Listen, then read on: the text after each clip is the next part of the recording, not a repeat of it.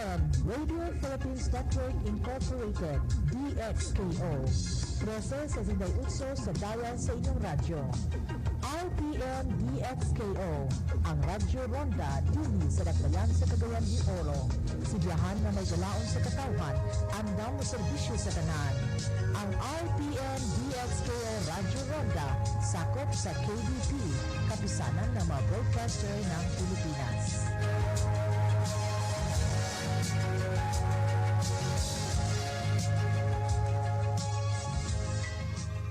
A canned sardine sells for 13 pesos to 18 pesos, powdered milk 50 to 91 pesos, and bread at 23 to 39 pesos.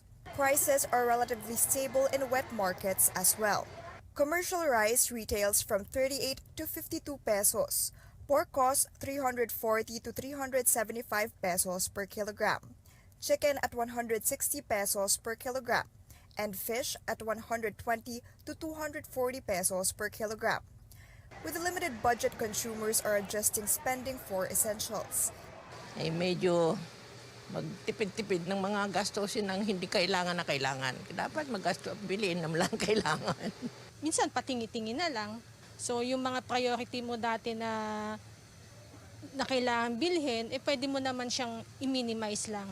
I-lessen lang para at least kahit papano hindi mo maramdaman yung yung pagtaas talaga ng mga consumer goods. Trade Secretary Ramon Lopez assures consumers prices will be relatively stable for now. Yung oil, sabi ko nga, yung contribution niya sa general cost of production, mga 5% lang. So, yung iba, as you know, competitive din naman itong mga manufacturer. Gusto nila, frankly, mura yung benta nila para makarami pa. O para lumipat sa kanila yung mga consumer at against the other competitors nila. Hanggang absorbing ko yan. Pag di ko na kaya, pagtataas ako. So, hindi pa kaagad yung impact.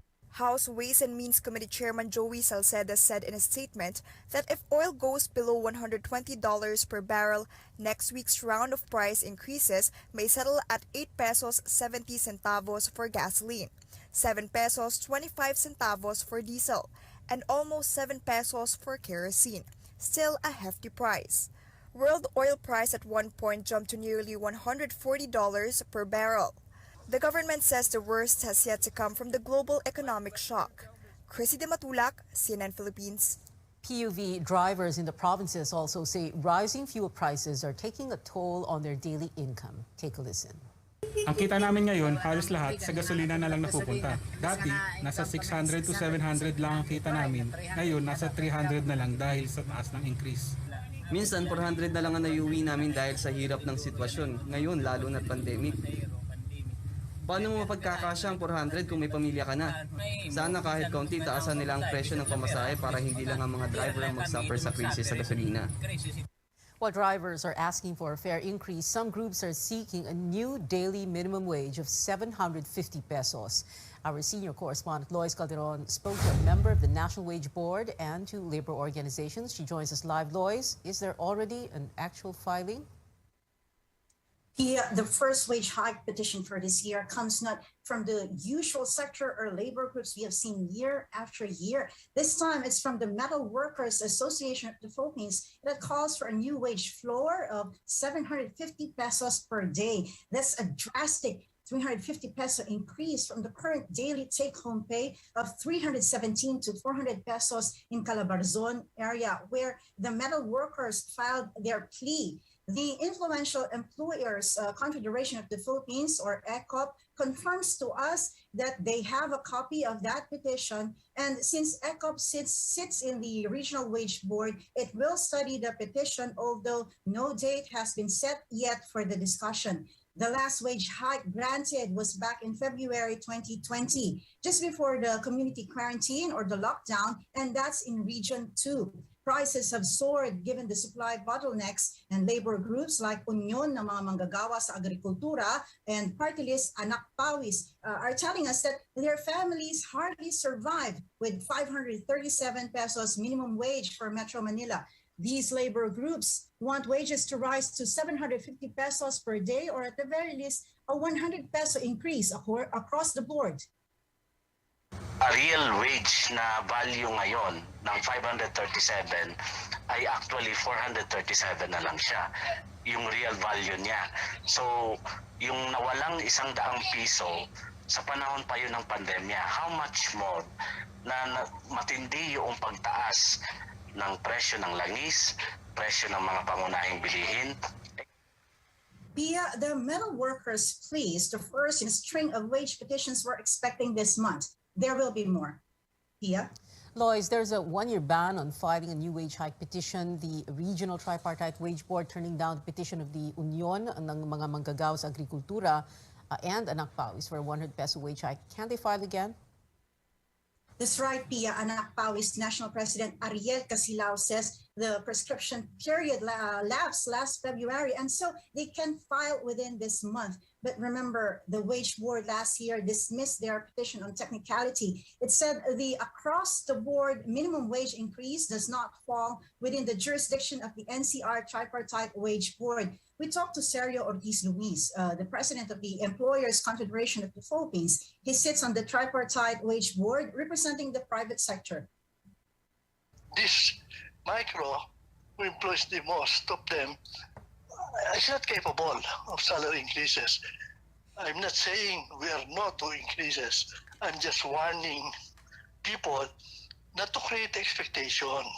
Medyo malabo yung magbigay ng increase sa minimum wage this time around.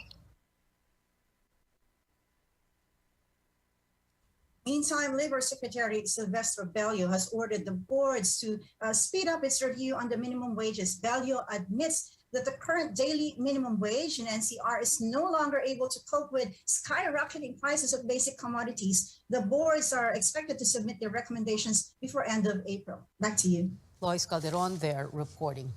Airlines are offering promo fares now that demand for travel is gradually increasing, but with a rise in fuel prices, will there be an increase in airfares soon? Our correspondent Stanley Gahete has more. Summer is almost here, and as COVID-19 restrictions are relaxed, airline companies see demand in booking flights increase after almost 2 years of travel ban. To recover losses fast, airline companies are offering various promo fares.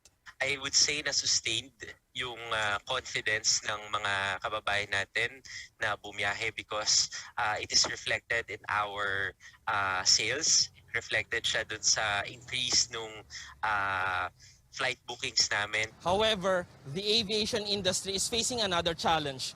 While the economy is recovering, the Russia-Ukraine conflict is affecting the world market. Well, definitely, no, it's a cause for concern yung nangyayari ngayon sa Russia because isa siya sa pangunahing pinagmumula natin or pinagkukunan ng fuel or ng supply ng produktong petrolyo, no. Fuel hedging is an important strategy for airline companies to buy jet fuel while price is still affordable. However, it's still a risk for the aviation industry when prices drop later. Due to this instability, airline firms are asking the government to reduce or at least not increase government-imposed fees and charges. Meanwhile, under the current situation, airlines are allowed to increase fuel surcharge to be able to recover losses from continuous price hikes.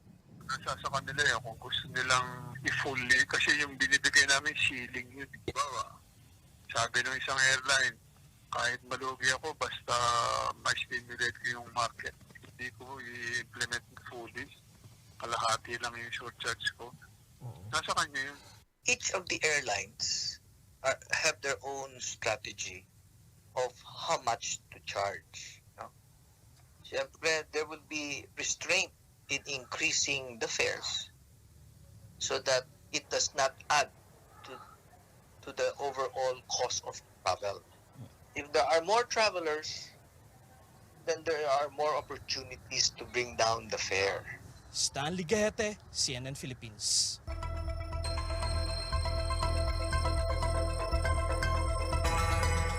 A glimmer of hope for Ukrainians 2 weeks since the Russian invasion. Officials say Ukraine has, quote, enjoyed considerable success against Russian aircraft preventing Russia from taking control of its airspace.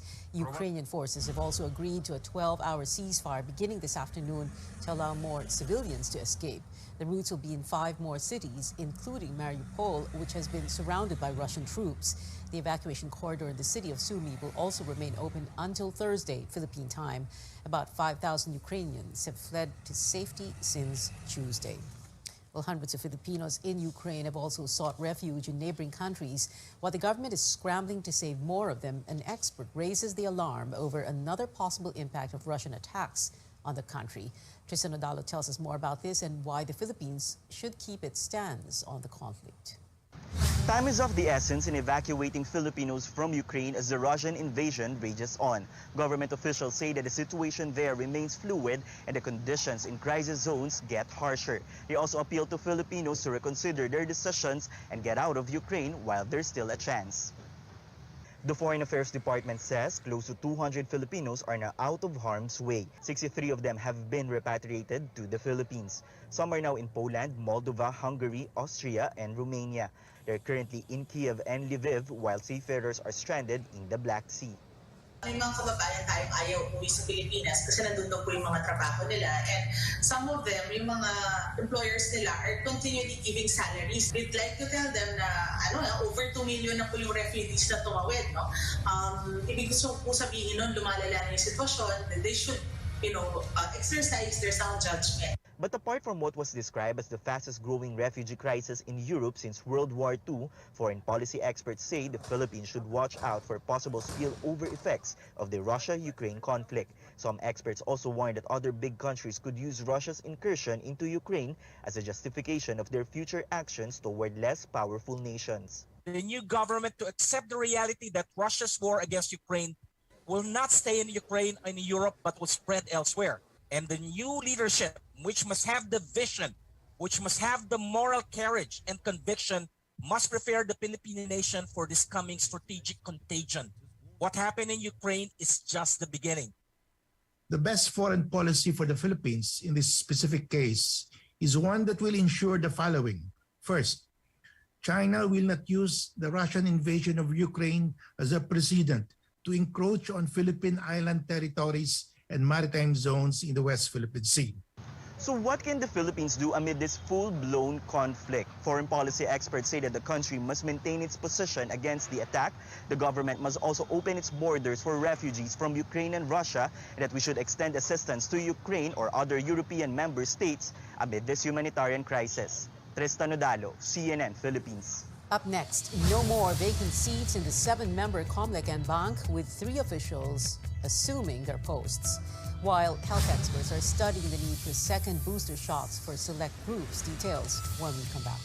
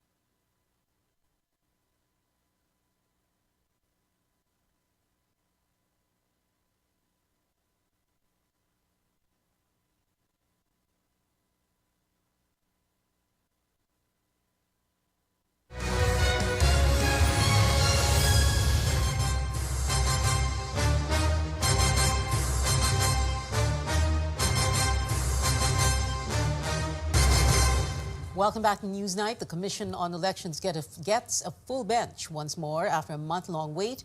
New chairman Saidamen Pangarungan, as well as commissioners George Garcia and Amy Neri, have officially assumed their posts as part of the 7-member Unbank. Our Melissa Lopez is reporting live from the COMELEC headquarters in Manila. Mel, how did their first day go? Pia, Chairman Saidamen Pangarungan officially leads the COMELEC beginning today after he was appointed by President Duterte on Tuesday. Pangarungan, a lawyer, former Lanao del Sur governor, and chairman of the National Commission on Muslim Filipinos, officially assumed the post after a turnover ceremony this afternoon with acting chairman and most senior commissioner Socorro Inting. He and new commissioner Amy Neri commit to safe and fair elections on May 9. We aim to strengthen this commission so that we can perform our most important mandate, and that is to preserve the sanctity of the vote and the independence of this commission.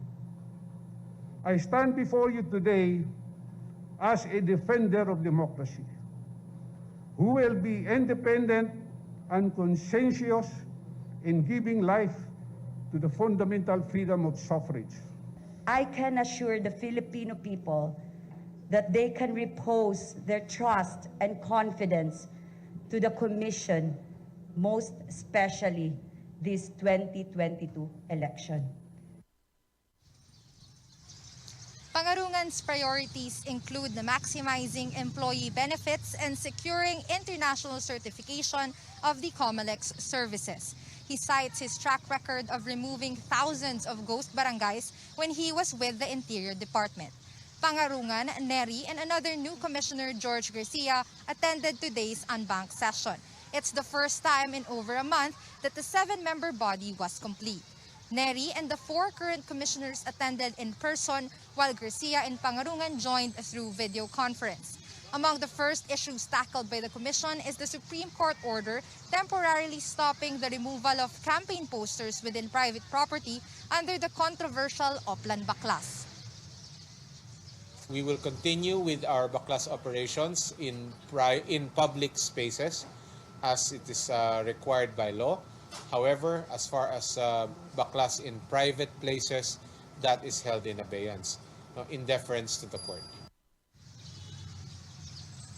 The new appointees need to hit the ground running with exactly 2 months to go before the May 9 polls. But their 7-year terms are not yet sure as they still need to hurdle the Commission on Appointments. Their fate is in the hands of Congress, which is on a break until late May to give way to the election season.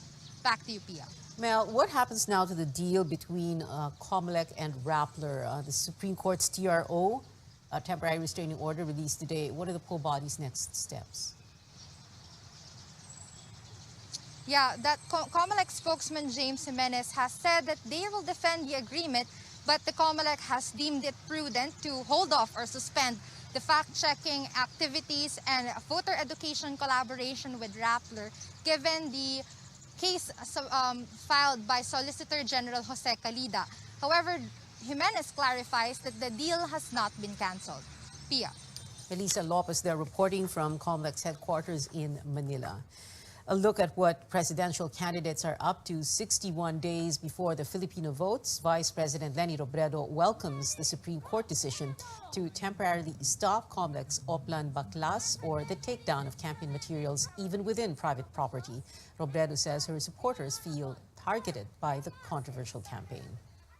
Sana hindi totoo na targeted tayo, although marami tayo mga volunteers na ganun yung paniniwala. Dahil sa nakikita nila on the ground na ang reports ng iba, yung campaign paraphernalias lang nila, yung tinatanggal. Yung sense of fairness, yun yung nagpapadagdag sa confidence ng tao na yung election will be based on, di ba, yung free exercise ng ating choices. Senator Ping Lacson and his running mate Tito Soto pay a courtesy call on Pasig City Mayor Vico Soto. This marks the first time Mayor Soto appeared with a presidential candidate, as he has always insisted on staying out of national politics. Vico is the nephew of the Senate president. The mayor's father, actor-host Vic Soto, brokered the meeting. Lacson and Tito Soto, meanwhile, are questioning the sudden rise in oil prices. Soto says oil companies should not be raising prices just yet, while Lacson suggests removing the time-bound provision under the Train 2 law. The law says excise taxes on fuel shall be suspended when the price of Dubai crude oil hits $80 per barrel for 3 months. Hindi maaalis sa kaisipan ng ating mga kababayan, na baka nagkakalokohan tayo. Bakit ganun? Yung mga nakatambak sa kanilang mga tangke, ilang linggo na yun doon eh. Baka buwan pa nga eh. Bakit biglang may usapan na pagtaas ng presyo? Lahat ng mga nabili nila dati sa ganung presyo, itataas ang presyo, idadamay kagad dito. Parang wala sa lugar. Sa akin, kung magkakaroon special session, gusto namin revisit na lang yung sa Train 2 eh. Huwag na lagyan ng time frame. I-open-ended na lang yung wala na yung mag-expire ng December 2020 or 2022. Kasi hindi natin, unpredictable na talaga ng presyo ng langis. Willie Ong, the running mate of Manila Mayor Isko Moreno, urges the government to prepare for a possible radiation emergency. As the war in Ukraine intensifies, Ong points out other countries have prepared fallout shelters and basements, as well as radiation emergency kits, while millions of Filipinos could die of radiation poisoning because of the lack of preparation. Faisal Mangundato and his running mate Carlos Serapio calling for peace and continuing dialogue between Ukraine and Russia. The tandem says the international community should create conditions for mutual understanding.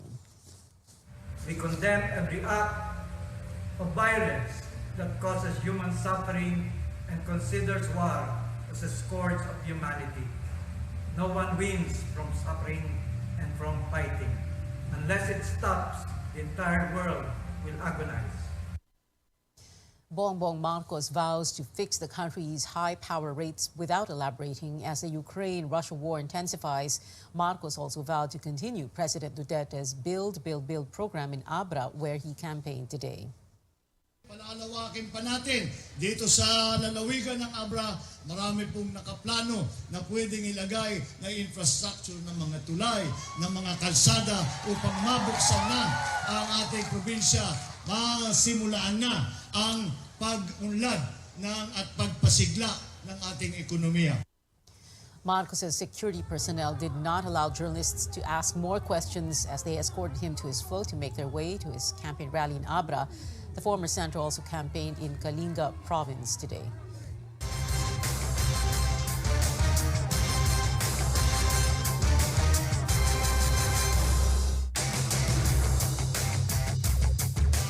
As economic activities go into full swing, health experts are discussing the possibility of a second booster dose. And as Caroline Bonkin reports, that will start among the most vulnerable and frontline health workers.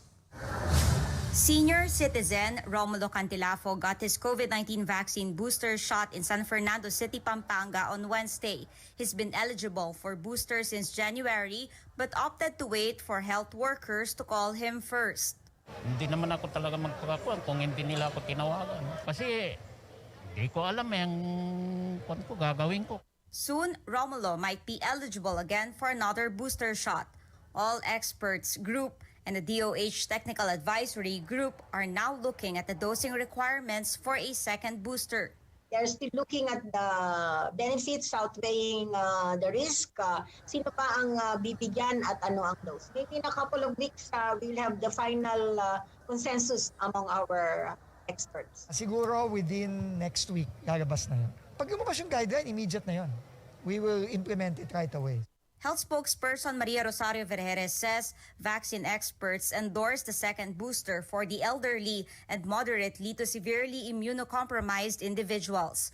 Vaccine experts panel member Dr. Ron Jean Solantes says studies show their protection from COVID-19 wanes from the 3rd to 4th month after a first booster, increasing their risk of becoming severely ill.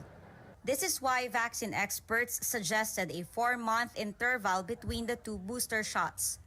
Also recommended to take a second booster are those often exposed to likely infected people, including health workers and airport personnel. But Dr. Solante clarifies this is only optional and not yet recommended for fully boosted young and healthy adults. That's on a premise that we have a surplus of vaccines. Otherwise, kung kulang ang bakuna natin, then we still need to try. So the objective is still giving the primary vaccine series to unvaccinated, and then giving the first booster to this vulnerable population who haven't had their booster. Booster for children and teenagers are also not yet on the table. Others have yet to complete their doses, like Alexandra Torres, who just got vaccinated after turning 12 last month.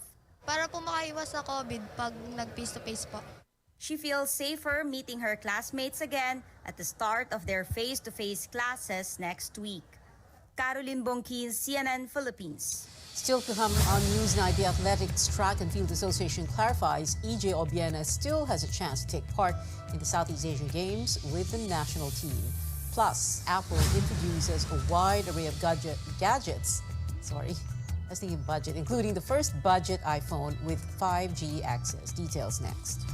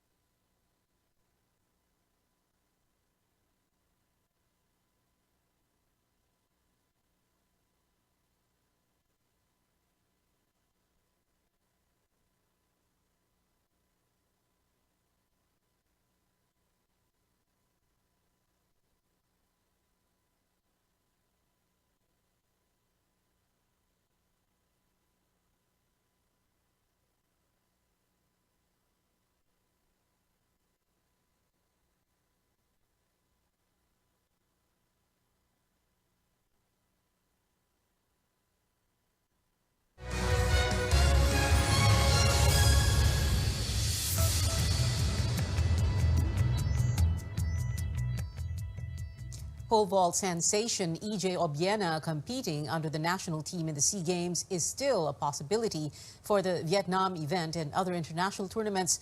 Patafa says Obiena's status is pending until the mediation process by the Philippine Sports Commission is completed. The talks hope to resolve the financial feud between the athlete and Patafa. Philippine Olympic Committee President Bambol Tolentino told CNN Philippines even if Patafa fails to endorse Obiena, the committee will still look for ways for Obiena to see action at the regional meet, but it would have to get the approval of the World Athletics body. And for those looking to make a gadget upgrade, Apple unveiling new products yesterday at its first launch event of the year. Highlights include a budget iPhone SE, an updated iPad Air, and a more powerful Mac chip. The new iPhone SE notably has access to 5G, a first for its lower-cost phone models. It'll be sold in the U.S. for $429 or around 22,000 pesos. The new iPad also featuring 5G connectivity and a revamped camera. No news yet on when these products will arrive here in the Philippines, but they will go on sale in the U.S. Sunday. And that is it for now. Join me again on News.ph at 7 p.m. I'm Pia Ontiveros for Newsnight, where we go above and beyond the headlines.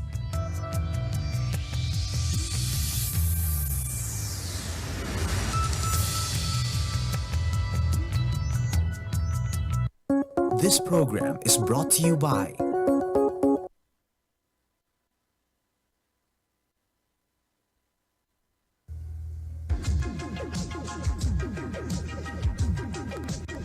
RPN, Radio Philippines Network Incorporated, DXPO. 13 sa uso sa dial sa inyong radyo. RPN DXKO, ang Radyo Ronda dili sa Dakbayan sa Cagayan de Oro. Sibiyahan na may galaon sa katawhan, andam mo serbisyo sa tanan. Ang RPN DXKO Radyo Ronda sakop sa KBP, kapisanan ng mga broadcaster ng Pilipinas.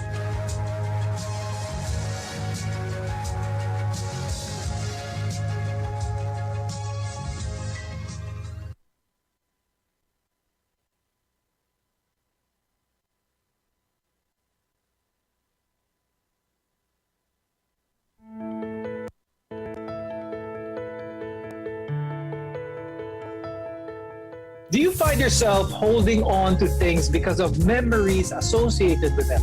Things we own remind us of special moments or people, but eventually stuff piles up, leaving us with a cluttered environment that can cause stress as well as frustration. In this episode, we'll teach you how to declutter your way to a happier, healthier life.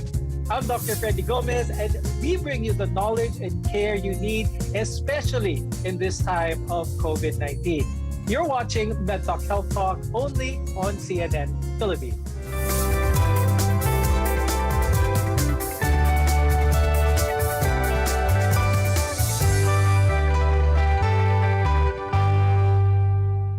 Clutter can make it difficult to get things done and find what you need.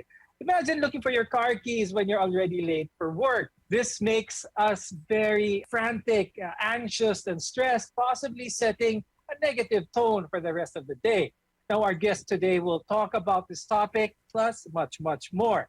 Let's welcome to the show Alodia Mercado, who is a clinical psychologist from AMAX Psychological Services and research expert for the Department of Health. Also with us is Isa Reyes. She's a professional organizer and managing director of Meet Obsessions. Now, your home, everyone's home, should be your sanctuary. It should be a place for you to unwind as well as relax. But when it's full of clutter, full of stuff, it may become the opposite. Cluttered environments can affect your overall well-being. I'd like to start off the conversation with Ms. Day.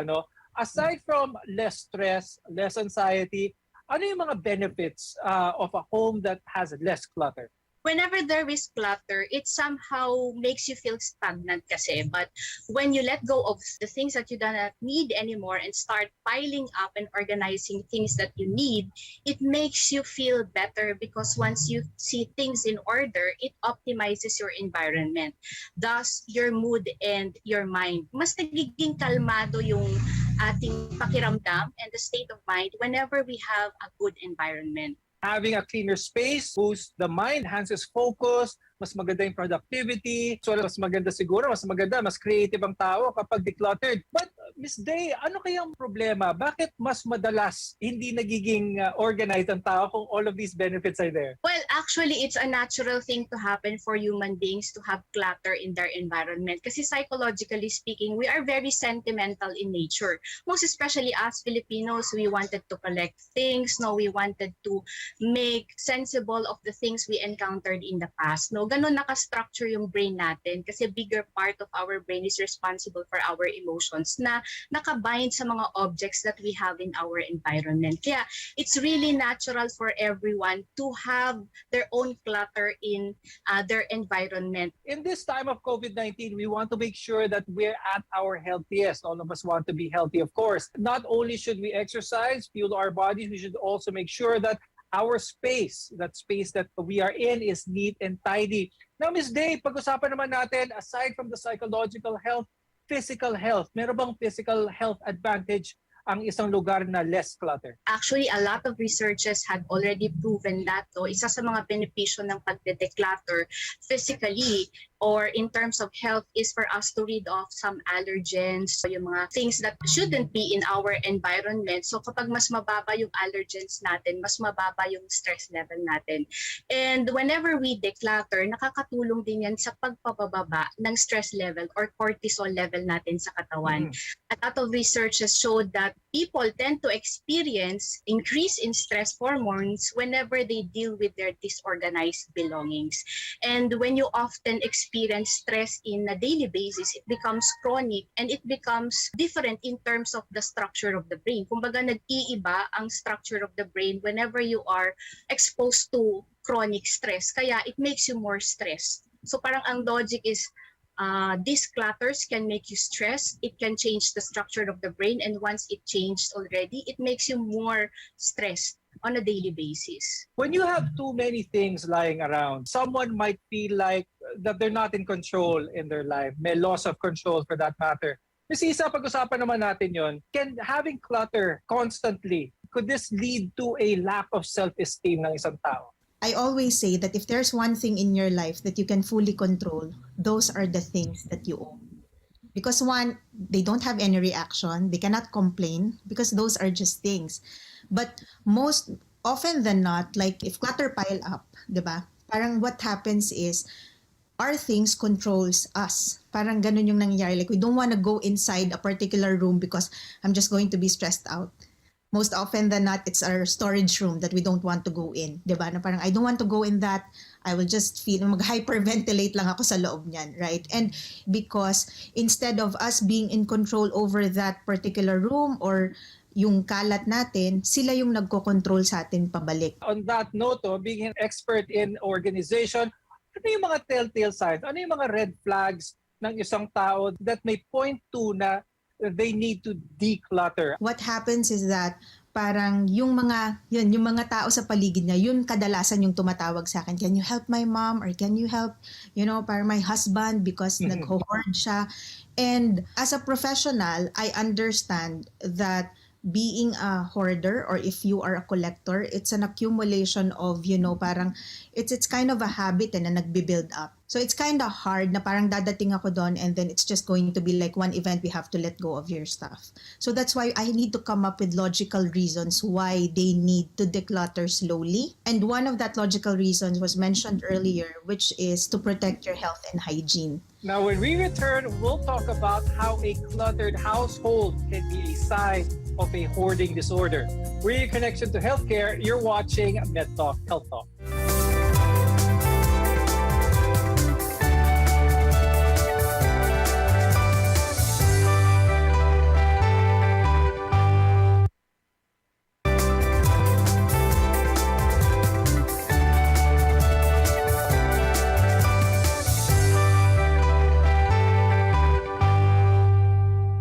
Do you have trouble throwing things away? Are you becoming a hoarder? This is Med Talk Health Talk. I'm Dr. Freddy Gomez, and we're together in health. Physical clutter can become an obsession.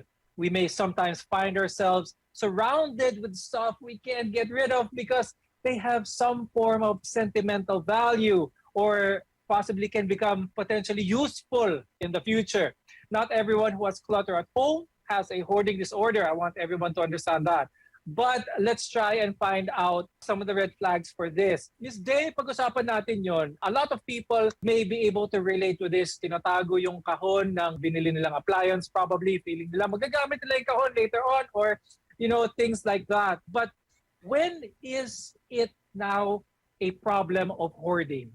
The first is that we're going to consider is the impairment or dysfunction. Is the person already incapacitated to perform his or her duties at home because of excessive clutters in the environment? Since all of the things that a hoarder is really treasured, they often feel awful to let go of things regardless of its value. Kahit minsan wala nang silbi yung object, they still find satisfaction in keeping it. And I have heard a lot of members of the family of a person who is hoarding usually reads of things of a hoarder in their own absence at home. And it creates a tension dun sa hoarder because all of a sudden, pag uwi nila, wala na yung mga gamit nila. And masasabi natin that it would create even more serious concerns on their mental health kasi I have seen a lot of people who commit suicide or ended their lives because of simply reading off their objects or important things at home. Now my question for Isa is, Why do you think people hoard? One is probably they're filling up a void, and it's also a process because it's difficult that we're going to do it at one go without them realizing and accepting in themselves that they need to let go, they need to declutter. Some people with a hoarding disorder may also experience possibly other mental health disorders. Is this possible, Ms. Day? Could you give some examples if so? Is highly related to other disorders such as depression, anxiety, and ADHD, and even trauma. Based on my experience, when we're talking about the common cold, which is depression, most of them do not like to work or to stand up from their own bed. And their energy is very much limited to just survival activities such as eating and sleeping. Doon na lang umiikot yung buhay nila. And most of the time, they find it very challenging to declutter. That's why when you see a person experiencing depression, anxiety, and ADHD, you can see their environment really messy. Hoarding, as studies have suggested, can be seen in those as early as 11 to 15 years old, and it can get worse with age. Now, hoarding is also common in older adults as well. Ms. Isa, ano yung mga risk factors that one may develop itong hoarding na ito? I think what happens is dun sa mga nagho-hoard ng gamit, parang it's parang they're having a hard time getting off that habit of buying and collecting. And collector kasi make sure that they take care of their things. Kumbaga parang when they buy something, they know where to put it, they know where to probably hang it or keep it, store it. That's a collector. While a hoarder, on the other hand, parang when they buy or when they get things, they don't think of saan ko ba to ilalagay. It's really just the action of, acquiring and getting that item without realizing that it will again affect them, physically, mentally, emotionally. What are the sort of steps in order to address the hoarding disorder, possible treatment, management scenarios for this? Yes, whenever, kagaya ng sinabi ni Ms. Isa, it's very difficult to make a person who is suffering from hoarding disorder to really understand the underlying reason of doing so. But we can start with simple psychoeducation or making the person aware of the nature of what he or she is experiencing. The family dynamics is really very important in managing and treating this kind of issue because ang sabi nga, ang sakit ng kalingkingan ay sakit ng buong katawan. Kaya it's very important that there is dynamism, there is a process that has to be done within the family because by the end of the day, this is not an issue of the person who is hoarding only, but I guess all members of the family that they have to fill in a certain emotional support to that person who is suffering.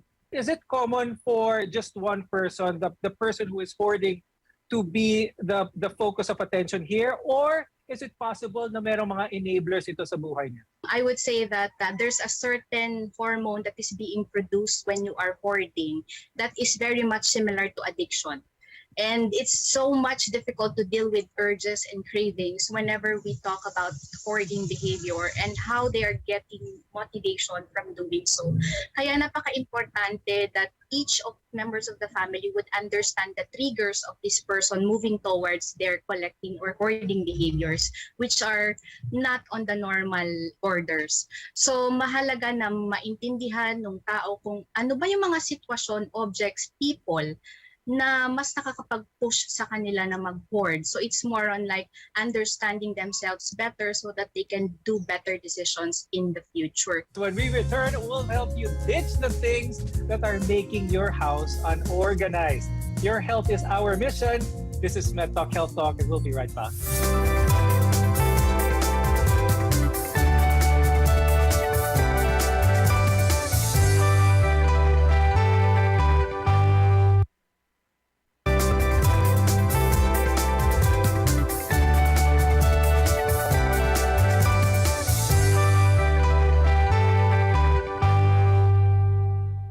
Decluttering doesn't have to be stressful. I'm Dr. Freddy Gomez, and you're watching MedTalk Health Talk on CNN Philippines, where your care comes first.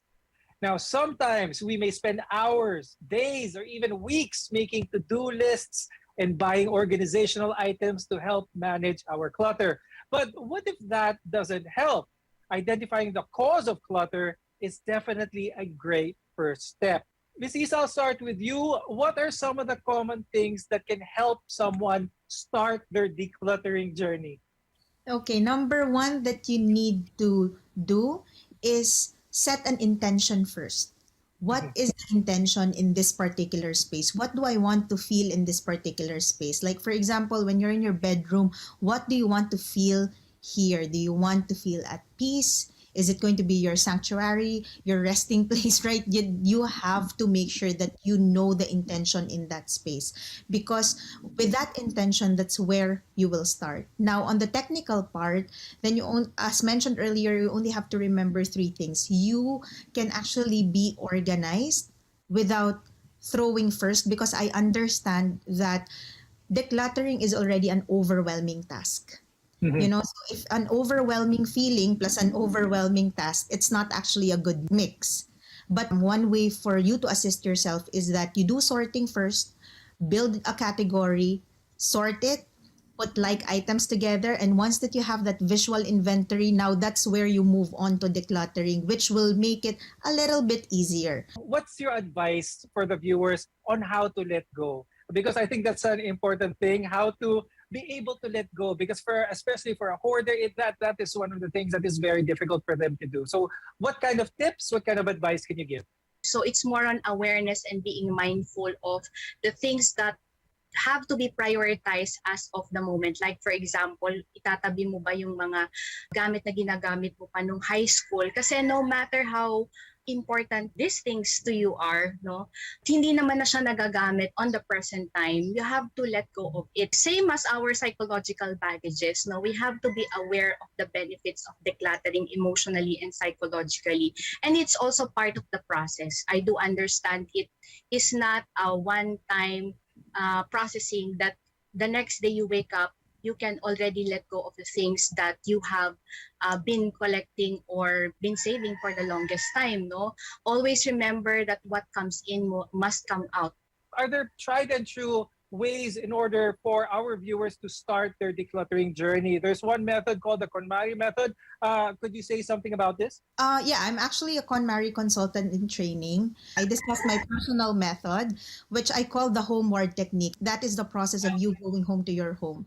And it's the 3-step process. It's sorting, detaching, and rehoming. And I would always say in sorting, you know what you have, because that's when you put like items together. In detaching, you understand what you need. And that is the process of, you know, looking at things objectively. And in rehoming, you accept what is left. So you just have to remember 3 important steps. And I think it's very more applicable for Pinoys, especially we're highly sentimental. There's always a story to tell. Like, bigay ng lolo ko, bigay ng kapitbahay ko, nakuha ko nung unang sweldo ko. So that's why I created that technique. And you can watch my videos. I explain there how to do it, but it's easy to remember. It's easy to follow. And you don't have to be hard on yourself at the get-go where you have to let go right away, but actually, you know, understanding the commitment in taking care of your things. This discussion was definitely very, very helpful. Thank you very much, clinical psychologist Ms. Alodia Mercado and professional organizer Ms. Isa Reyes, for sharing your expertise, sharing your advice. I'm sure a lot of our viewers were enlightened by this episode. As we start to control the clutter, we take better care of ourselves. Instead of spending time rummaging through your things, you can spend that time more productive elsewhere with your loved ones. If it's something that you can't control, don't be afraid to ask and seek professional help. Stay safe, everyone. We want to be your partner for a lifetime of good health. I'm Dr. Freddy Gomez, and this has been Mental Health Talk on CNN Philippines.